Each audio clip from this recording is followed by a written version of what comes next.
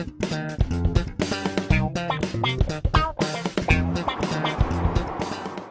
you hear that? No? Well, let me play it again, because that's the sound of the future. All you hear is road noise and little pebbles getting crushed under the wheels. Because this car has no engine.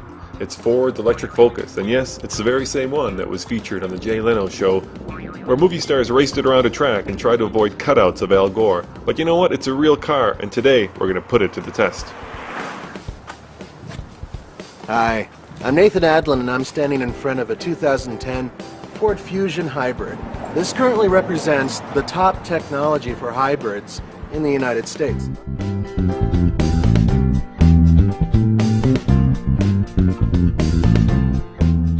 Not only that, but this vehicle has acquired several awards, including North American Car of the Year. Hybrid technology? That's so yesterday. This is Roman Micah, and I'm standing in front of Ford's future, at least what I think is Ford's future. It's a new Ford electric Focus. No gas engine, only an electric motor, unlimited mileage as long as you can plug it in. Range-wise, it goes about, well, this is a prototype so we don't know, but the one that's coming out is going to go about 100 miles before it needs recharging. Let's take both for a ride and see where the future leads.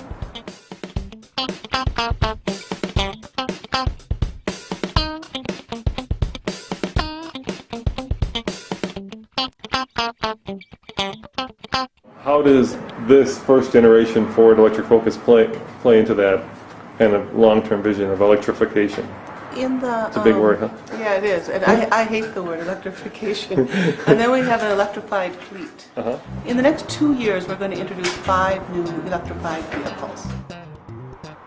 And that includes an all-new version of this all-electric Ford Focus. But let's not rush the future. Let's roll the tape back and let's take a look at what you can buy today. And today, you can buy this hybrid Ford Fusion. The Fusion already gets good gas mileage, high 30s, and like many hybrids, it's hard to tell that you're driving a car that's partially powered by electricity. If you didn't look at the dashboard, if you didn't look at the displays, if you didn't look at what was going on beneath you, and just looking ahead, the suspension feels pretty much like a regular Ford Fusion. The driving position's the same. It's a very similar car, and that's the thing, it's a car. It's not some electric whiz-bang that you just don't understand.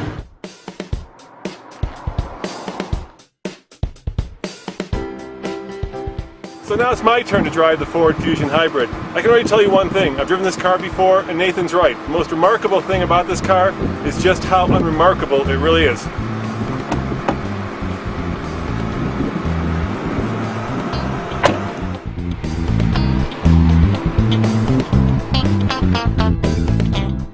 Look, Nathan, I got a whole tree growing here, man. Your garden was like dead, dude. Yeah, okay, so, I'm not environmentally sound. I can't help it. Look at that. Pretty soon I'm going to have like a tomato. So as you can tell, we're stuck in traffic right now. And that's one of the great things about being in a hybrid or electric car, because when you're stuck in traffic, you're using no gas.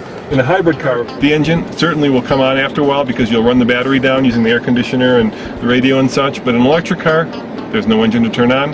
Actually, no motor, since electric cars don't have engines, they have motors.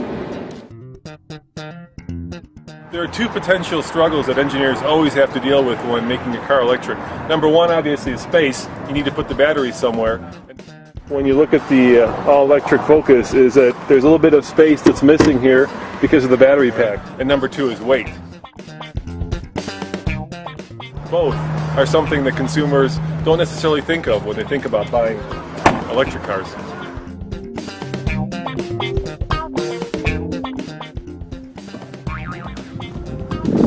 First thing, yeah, we're good. First thing you notice about this car is that it makes funny sounds again. Hey Nathan, have you ever wondered if you can do a burnout in an electric car? Yeah. Let's try. Go for it. All right. Let's see if you can do it. Oh, that's no fair. He's on dirt. The thing about electric cars I've noticed is that when you put your foot down and you're going 30 or 40 miles per hour, sometimes you think you're going 20. And that's because there's no sound, there's no corresponding gear noise, nothing like that really goes in. All you have in this car is like wind noise.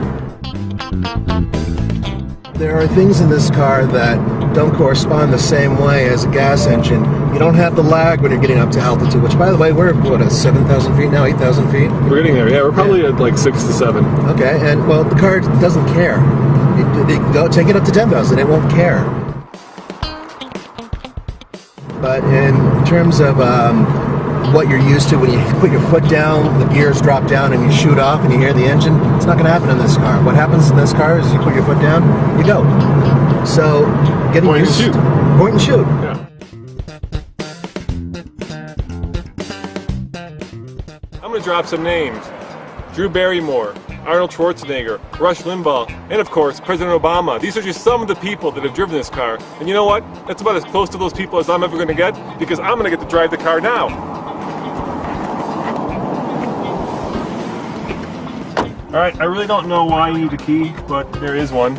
So you put it in, you hit the button, the car starts whirling and buzzing, put it in drive, more whirling and buzzing, use the turn signal of course, and here we go!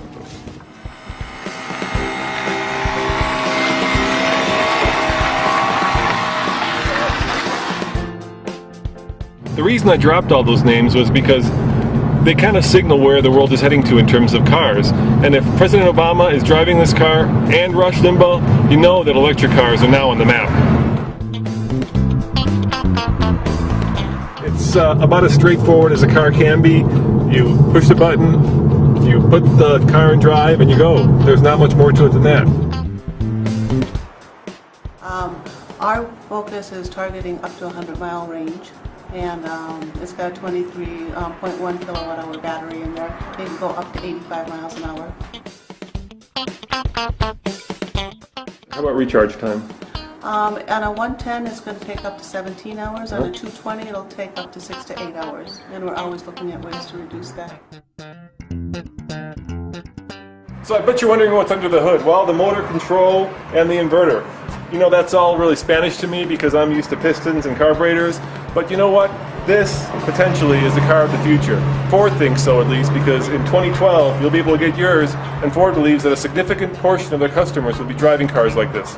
Roman Micah, reporting for TFLcar.com.